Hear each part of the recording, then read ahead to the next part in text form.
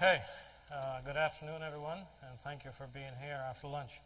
And thank you, Dr. Nair, for inviting us. I work for Microsoft. In my capacity, I see basically cloud and data, and they are very much intertwined. And I'm going to talk to you why. I'm going to probably bore you a little bit at the beginning. I'm going to really, go a little bit in depth about, why, what, and how. Why is it important to do cloud now? Why is it popping out now in this part of the world? And then give you some insight on the market and the way we see it. So you've probably seen this, the 3 V's, unstructured and structured data. Quite a bit of it is videos, clicks, messages, WhatsApp. I mean, I'm really surprised when I get up in the morning and I have my colleagues with 200 plus WhatsApp messages overnight. I guess they don't sleep. But that's really what how the world runs.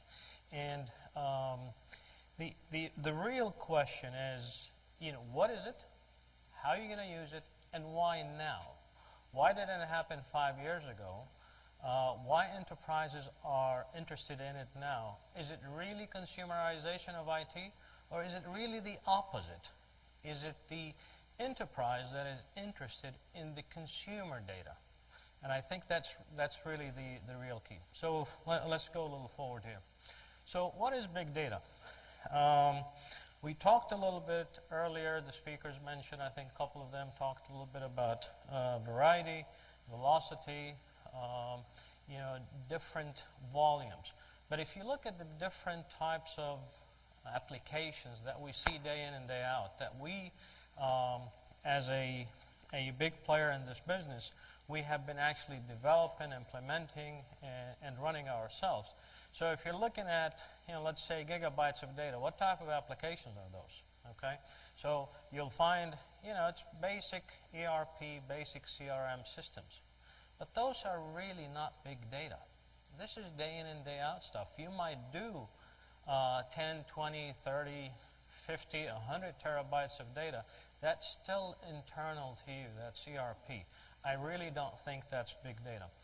Once you start moving into the web realm, once you start collecting clicks, once you start doing search, advertising, discovery, once you try to measure sentiments of people, markets, direction, prices, even sensors type, that's really when you start getting into tremendous volume that manually nobody can actually measure, clean up, store, and then do some analysis on.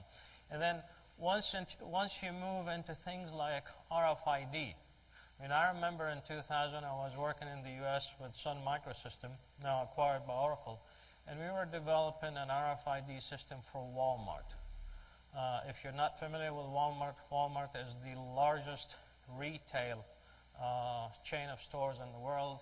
10% of the US consumption runs through Walmart every day. So you can think of the dollars there. They do about $500 billion annually in business. So think about every single item on a store shelf in Walmart has an RFID system. So that's one dimension. Now think about the movement of those RFIDs from manufacturer to the highway, to the storage, to the distribution, to the store. And interestingly enough, we were working on that RFID being monitored at home. In other words, I can pass in front of your home and I can know what you have in your kitchen. Okay? Now, those types of data volumes, those types of analysis is really tremendous. Okay? And again, that's the type of big data we're talking about, not ERP internal data. Think about spatial stuff. Microsoft is working with NASA. Think about all the movement around us up in the heaven. Think about all the different interaction between stars and so forth. Okay, so a couple more slides on what big data is. Again, moving out to the end of the slide, if you're looking at click streams, looking at wikis, changes in wikis, by the way, blogs, looking at sensors. Here's another mind-boggling project. I worked on a project again with Sun for GE so that we can put a sensor on every light up here. And GE would know before you know here that this light is about to expire, and will send you a light and tell you at this location, go change this light bulb. Now, how many light bulbs are in the world, right? And think it's not just light bulbs. It could be all kinds of things. I mean, the kind of mashups that you can do between data points and items is incredible, all right? The new business ideas that can happen, and I haven't thought about the helicopter one. That's very interesting. But, I mean, there's all kinds of things. And therefore, this space is tremendous, and we are barely touching the surface. You know, this stuff is about 7, 8 years old. A friend of mine who was working for Yahoo at that time wrote the search engine for Yahoo, and this is what they were using back then. I will show you what Yahoo is doing now today. Okay, so again, what kind of data? Where is it developed? Who is sending it? Who is consuming it? Who is doing the analysis? And you'll find it's all over the map. Data is moving everywhere. I mean, it's truly a tremendous web of data being moved. I mean, think about your messages today. Think about how many wireless devices you have. I have on my own in my house with 5 people, I have 25 wireless devices. So that's an average of 5. I'm sure every one of you here probably carrying 2 phones. But think about the amount of data that is being developed. You're sending it to your friends, you're sending it to work, you're sending it to the web, you're sending it to emails, and then that is being collected, stored, ETL'd if you will, analyzed, and then something comes out of it that comes back to you. It's bidirectional. It's not one direction, by the way. Okay? Some of it is, again, rational, meaning structured. Some is non-rational. There are ways to handle this. And some of it is just stream in where it's videos and things like this. Okay, so here's the Yahoo example that I just mentioned a couple of minutes ago. Most of you probably don't know that this stuff is now handled by Microsoft. Yahoo is Microsoft is the actual search engine for Yahoo. So when you search something on Yahoo, you get the answer from Microsoft Bing engine. So what Yahoo developed a few years ago, they developed a Hadoop cluster. At that time it was, this is I think about a year or so ago, it was 6 petabyte. So that 6 petabyte includes everything that is ad hoc, blogs, click, anything that is unstructured. Obviously, you can't do much with it then. So what you have to do, you have to kind of clean it up and send it into a cube that runs SQL. Okay? Now, the answers to your questions, to your search, comes from that SQL cube. Okay? To answer, actually, if you wanted an answer in terms of enterprise, what you can do, you can use, simply your desktop tools, if you will, in terms of BI. That's your SharePoint and that's your your Excel to look up these results. Okay. Now, so the earlier speakers, they talked about Hadoop, but really, I mean, what is Hadoop? Okay. Hadoop is an engine that basically stores and collects data. It does a little bit of, if you will, analysis and reporting, but it's very difficult for Hadoop alone to do the reporting. So what we do, we kind of split the data, right? And we split them in terms of what's structured and not structured to analyze them, and we split them in terms of where they need to sit. So, you know, I've seen 10, 20, even to 120 terabytes of data here in Saudi, where we've actually been involved in some of these projects. But when you go over that, when you start talking about petabyte, you're really very, very difficult to do this on ground. So what you have to do, you have to do it in cloud. Okay? So some of your data will reside on premise. Some of your data will have to reside in a public cloud. And there was a question earlier about, I think, about security. I can talk about a little bit about that. So in public cloud, we have developed connectors to Hadoop so that you can run, for example, a set of data, and you can do your analysis through that connector sitting on Hadoop and SQL in an Azure public cloud. You can also use the same connector on premise. So again, you can bring in a subset of that data, maybe a larger subset if you have all the resources, and then you can use that Hadoop connector on your SQL on premise. Now,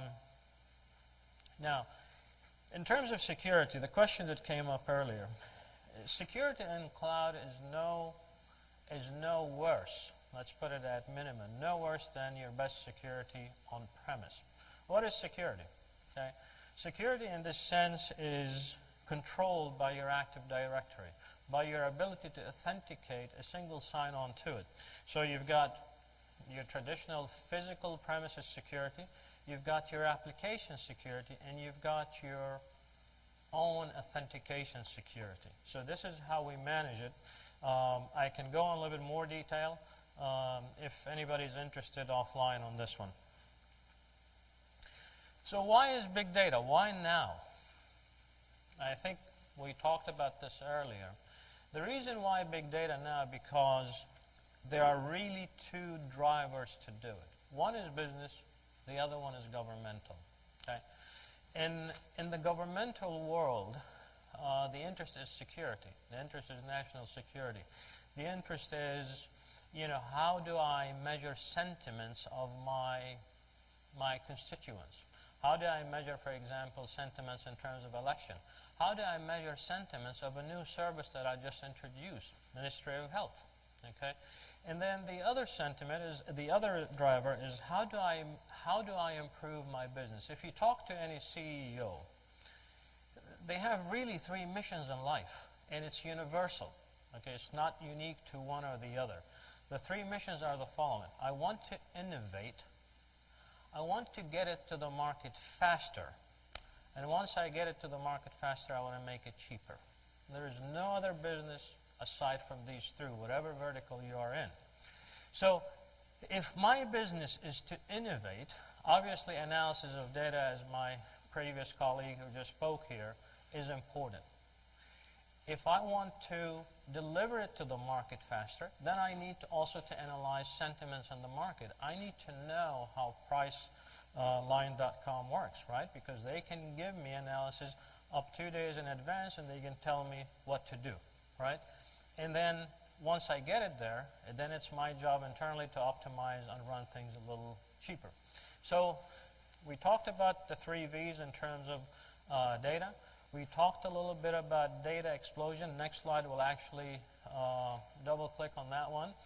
Change in economies, obviously, the universal message that I just delivered in terms of CEOs, and then the optimization, the consolidation that is happening everywhere in the world in terms of, how do we do things faster, better.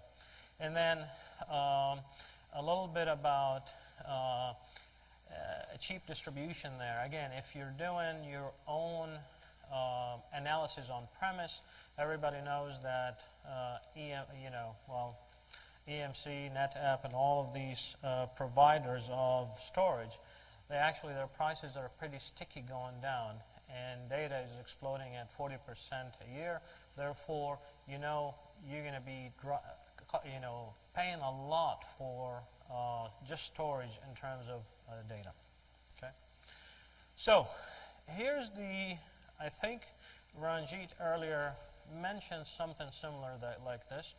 But here's our kind of the four technology and socioeconomic drivers that are driving this. So we're talking about cloud computing. Cloud computing actually facilitated and probably was the first adopter of big data, right? I mean, Google or Microsoft Search or Yahoo Search, these guys do things in cloud. They don't do it on premise. And in order to do this type of technology, they have to do it on such a platform. Then you've got consumerization of IT. I think it's the opposite. It's not really consumerization of IT. Yes, you're bringing your devices to work, but more importantly, you're taking your work everywhere with you. New social and app patterns, that's really the biggest driver. The others are enabler, but this is the driver. This is why you are interested. This is why these other platforms are being created to accommodate the plethora of data that you and every one of you is creating. And then, of course, that's causing the data explosion. But this is the slide that I want to spend some time on. Let me really set it up. Okay. So, this year, for the first time in history, everybody bought twice as much mobile devices as a PC.